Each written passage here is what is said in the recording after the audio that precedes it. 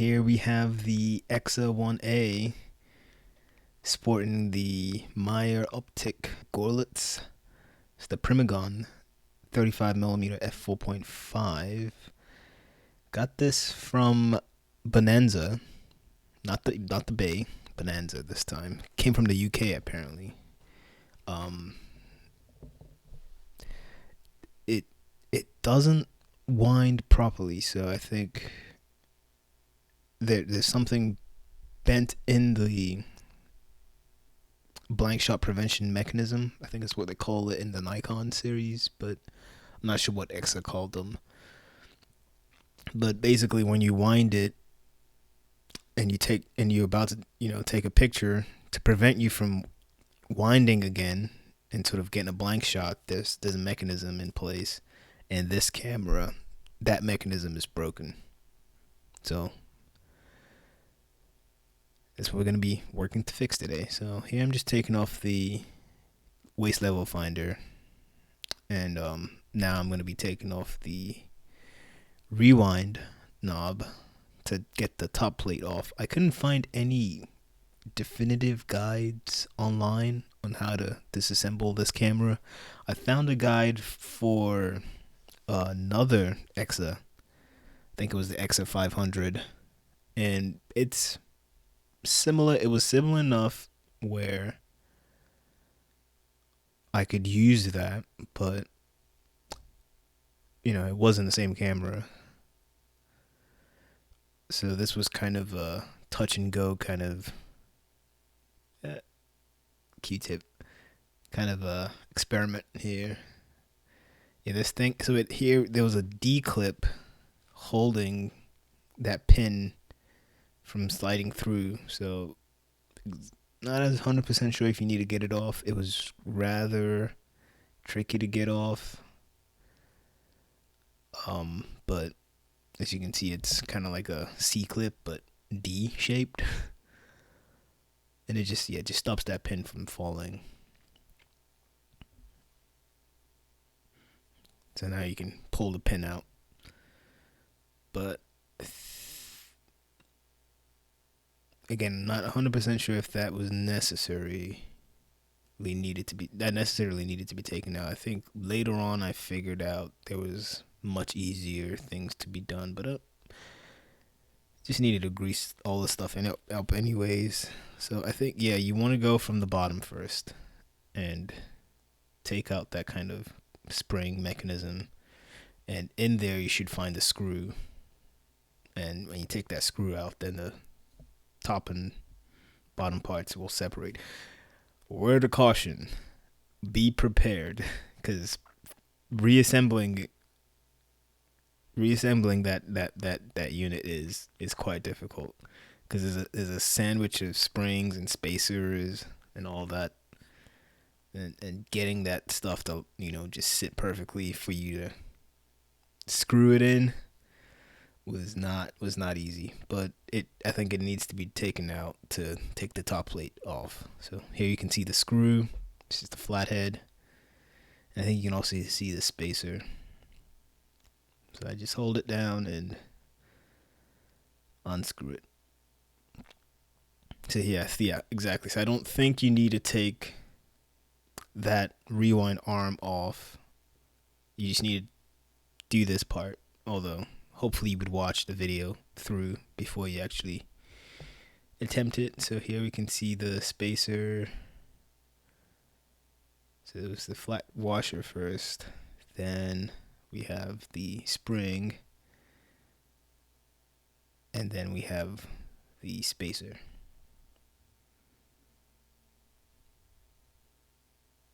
And there's also a little felt pad.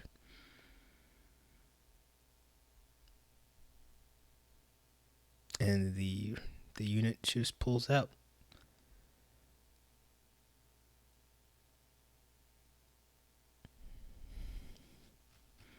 So I believe this was the first step in taking off the top plate.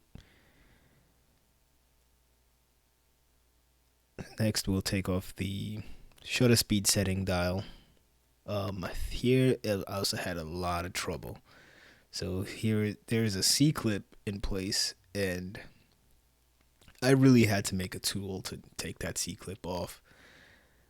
It's unlike all the other C clips that kind of have holes for you to use a tool or maybe put a screwdriver in to take it off. So here's my tool before, and I filed it and modified it. I bought this from Harbor Freight. And wouldn't recommend it at all. It was really crap.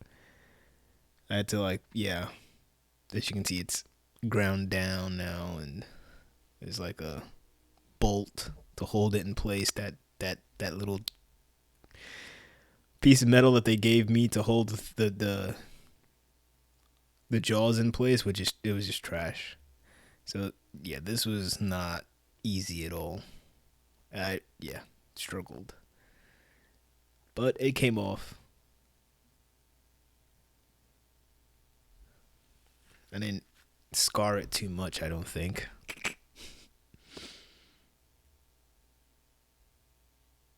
Said use a dental pick and got it free. Yeah, I got a little scratchy scratch. Just a little bit. So I guess here now we can lift off the dial. I was careful to put it in bulb. So when you're lifting it up, set it to bulb and then lift it. So when you put it back in, you just know you're in bulb, and all the little linkages on the inside are aligned properly.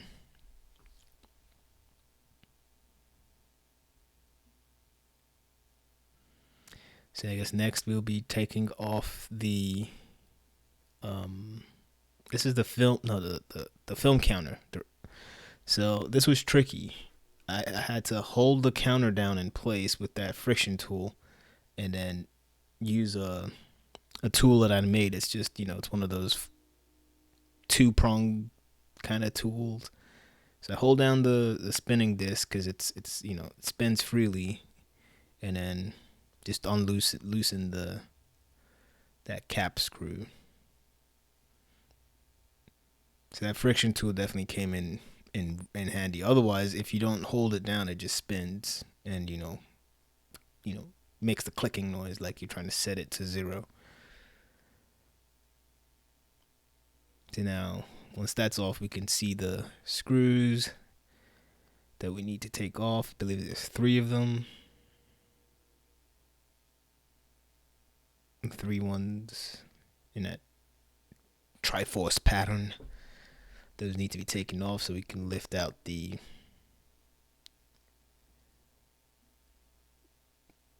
wind on mechanism. But before that, it looks like there's a C clip in there. The regular, you see how they did that? They put a regular C clip.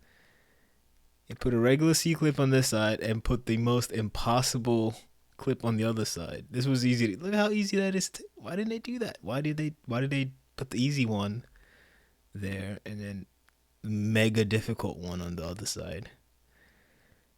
Oh my god, it was so hard to put that back. Not this one, the other one.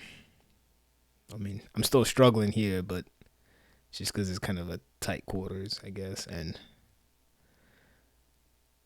I'm not a pro. Alright, so now we got that off. We can take the screws off. Nope, there's a spacer, a washer.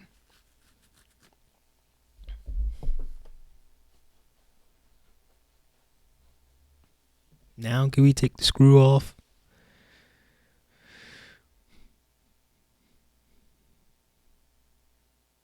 We took the screw off. And that winding arm just comes off as an assembly. I think you want to be careful about this. I didn't take that off. I left that on because you'd have to glue it back on, and it'd be messy. So I just left it on. I think you want to take that spacer off as well and put that in safekeeping. And we're pretty close to taking off the top cover. I believe the next thing is the shutter locking lever. It's on the back, I guess on the right side and on the left side. if the camera is facing away from you and the front is the lens mount, there's a little lever that swings. And when it's covering the red dot, I believe you can depress the shutter. And if it's not covering the red dot, you can't.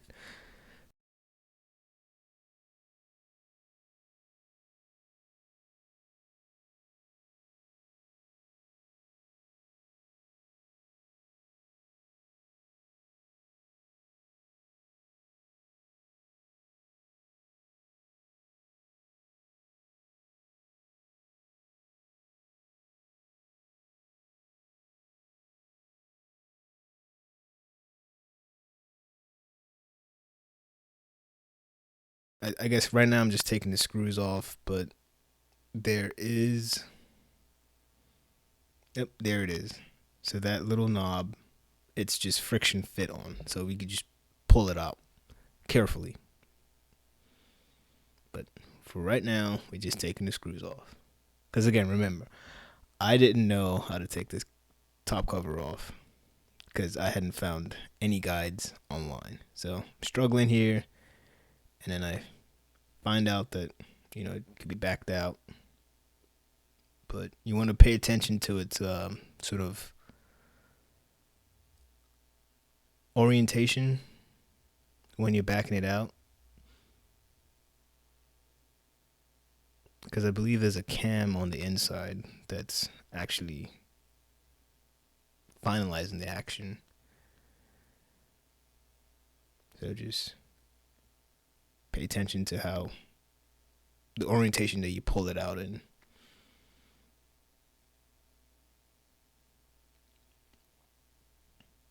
I guess here's a better look at the part.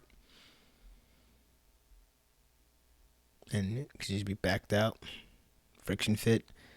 There's a washer, a spacer, I don't know what you call them. Just gonna save that and put that over to the side. So I have like a little parts bin where I put all my parts as I'm taking them apart. And each part kind of goes in it. Well, each sort of part that's kind of associated with an assembly kind of goes in the bin. It's not very strict, but it helps. So here we have the top cover off. And straight away I'm attacking the part that's giving me headache. As you can see, it's awkwardly bent, right? It's just not doing its job. I don't go too detailed into the action and what it's expected to do, but that part is bent in a very specific angle such that when you wind the camera, it slides in place and prevents you from winding on again until you've depressed the shutter button. And it's a very, very small envelope of operation. It's so tiny, and I feel like these parts were like hand bent. I don't know. I don't think they were like like machine bent, because it's just so fine that I feel like you need to it would. And the funny thing is, like, if you apply enough pressure, you can overcome the function, right? So you can overcome the stopping action that's stopping you from winding on. And once you do that, you bend it. And I think that's what happened to this part. Like, I think someone had like gotten the camera, and because it doesn't have the self-returning mirror, they wound on, took a picture, and then we're looking through the viewfinder and we're like, whoa, what's happening? Because you don't see the image without the mirror returning. And then they try to wind on. Or is it? Yeah, I think they wound on and the mirror came down. And then they took a picture and wound on and maybe forgot they had wound on. And wanted to take a picture and look through the viewfinder and thought, oh, I need to wind on. I think this is what I think happened, or just someone was really careless. But either way, I bent it back into shape, and it is functioning. So we're just gonna do a little reassembly. I also cleaned the part. I cleaned the camera as I'm reassembling it. What I usually do is just throw it in a ultrasonic parts washer with just some soap and water, and if that doesn't help, I just run it in the sink.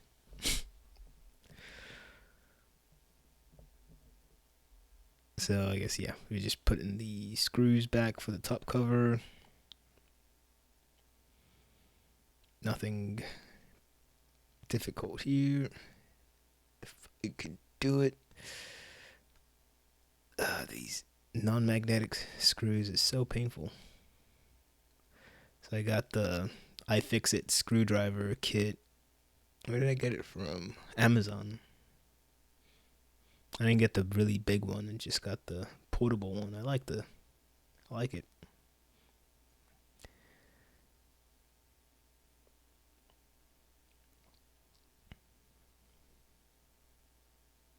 So we just fit the screws back on.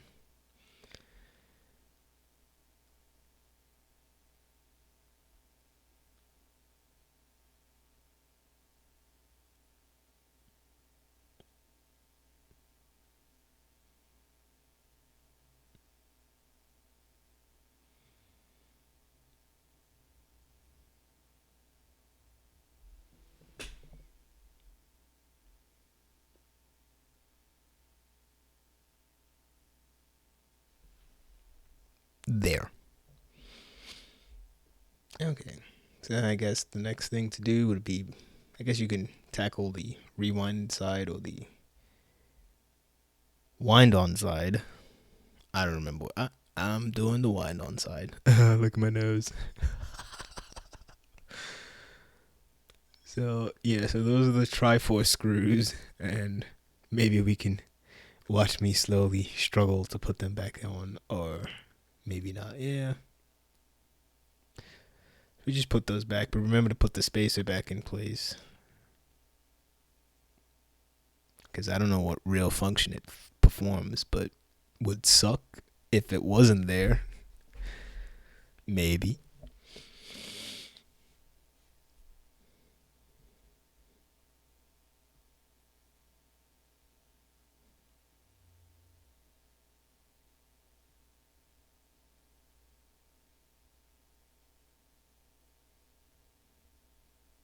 So I just got a new mic, trying it out. I might try to maybe in the future, because it's a directional mic. I should be able to get some sort of audio footage of myself kind of working on the camera. One of my friends suggested it, kind of like a ASMR kind of thing. I don't know. I'm not really into that kind of stuff, but maybe I would like it. You know, because really I don't only record videos for other people. I kind of like to watch. I really do like watching cameras being worked on. Not just cameras, but watches, clocks, mechanical things. Right? I like seeing them taken apart, and put back together. So there we just put the C clip on. That was so easy. See how easy that was? I don't know why they didn't do that on the other side, but they didn't. So I struggled. So I guess we can clean the dial. I was very lucky with that friction tool. I didn't put any marks on that film counter dial, but I'm just gonna buff it up a little if I put it back in place.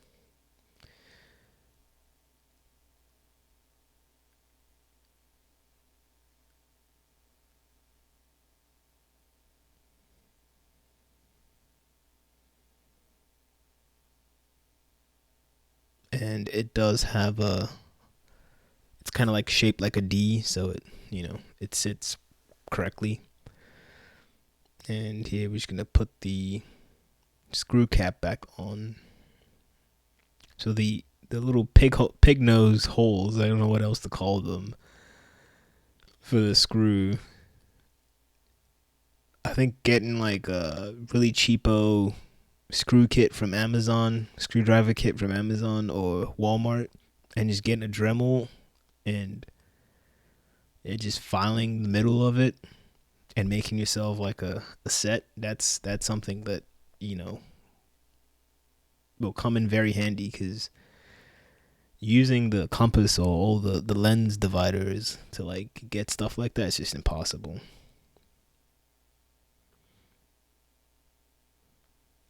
And I guess when they get wider, if I know for the Nikon F, if you're trying to take that apart, you really need to go to Home Depot and buy. Oh, look at it, and it works in winding. It's very smooth. Before it wasn't smooth at all. It was, and actually before it wasn't even letting me wind on. It's now winding on, but would it? There we go. That's the magic. The blank shot prevention works, and it's pretty smooth too. I did go in and oil up some of the parts. I've been using a Teflon based grease for like the heavy metal to metal parts, and if it's just like a kind of like a bearing surface, I use some sewing machine oil, or some silicone lube.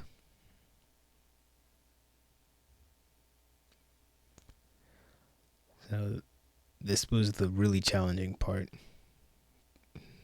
getting the speed setting dial put back in place. That seat, that clip, just so bad, because it's just it's just a hunk of metal, and so difficult to bend in place.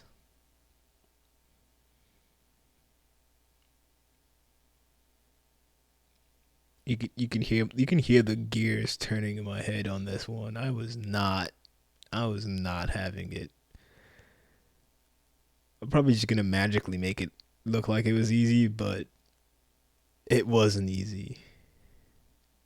So I tried using that tool to sort of separate it, and then while it's separated, put it down.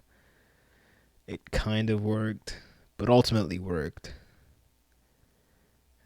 But I guess the good thing is there was no blood. I did not cut myself, because that's what usually would have happened in a situation like this, right? You're putting so much force and boom. I think I gave up. And so right here, I'm just inserting the shutter prevention kind of lever thing. And again, it's just friction fit. And you can see once it's exposing the red, you can't push the shutter. And when you close it, you can push the shutter. So I guess I didn't want to put so much scratches on the part, so I taped up the dial and brought the tool and the full force, and it eventually went in, but it's not smooth at all.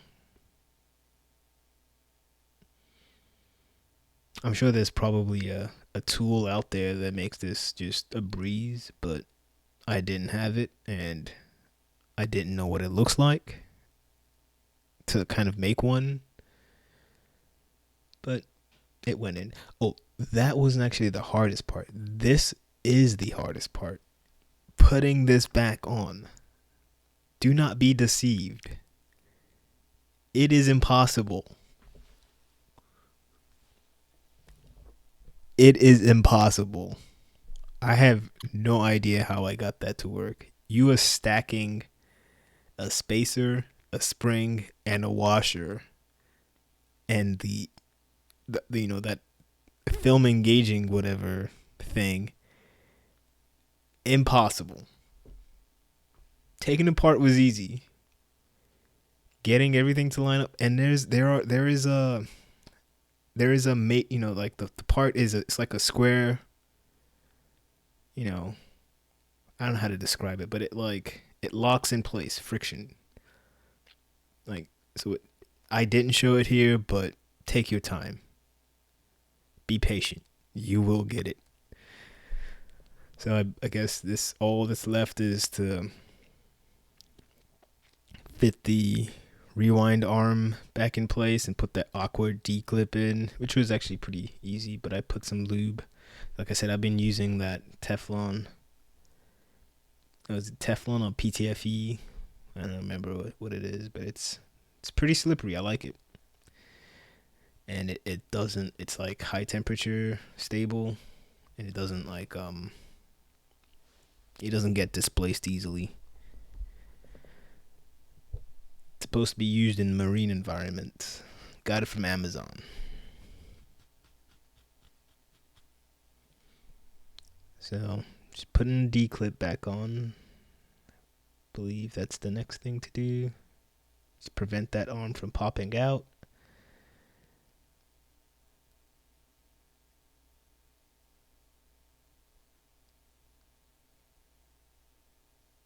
And was it easy? I believe this was relatively easy. Maybe not.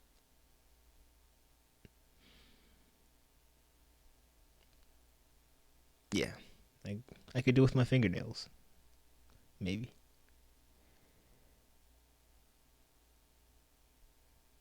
Yeah, not difficult at all. So the other two parts that I've mentioned, those were two very difficult. I mean, taking them apart, taking a C clip apart was not easy, but putting it back on was difficult. Taking apart the rewind shaft on the inside of the camera, that was super easy. Putting it back on, impossible. But you could do it. Just be patient.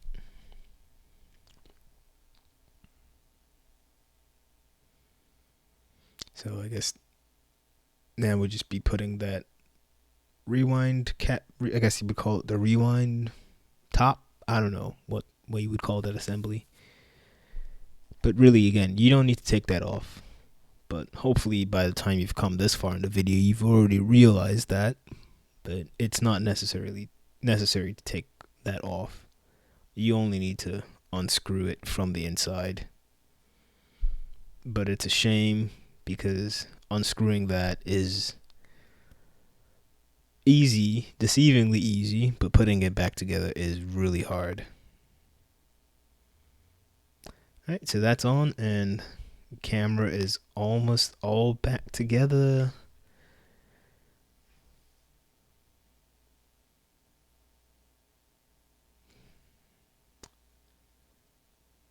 So it's wound on. The blank shot prevention works. I'm just checking to see.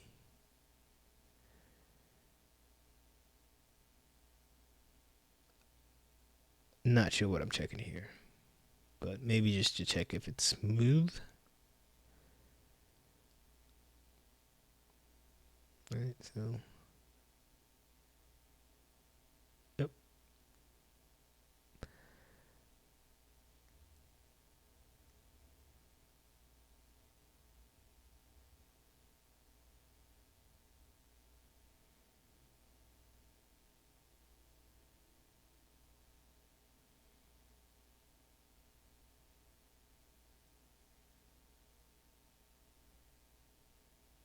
And speeds work.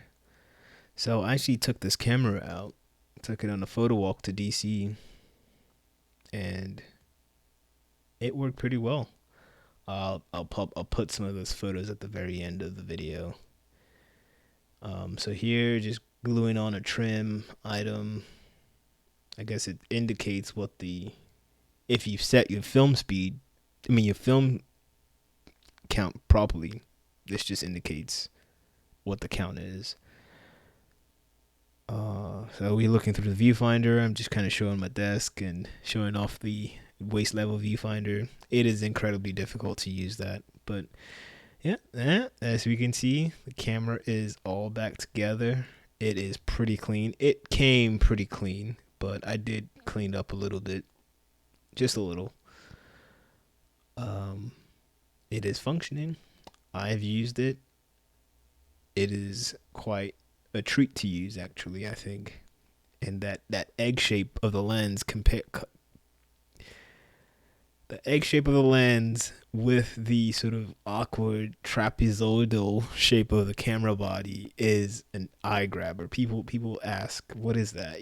Kind of a thing. It's an interesting camera to walk around with.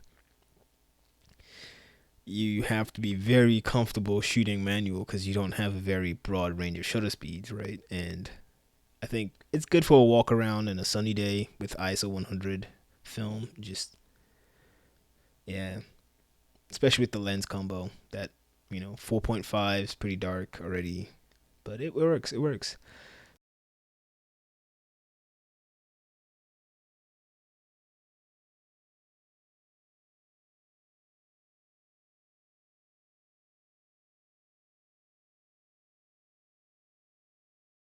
The Exa 1A.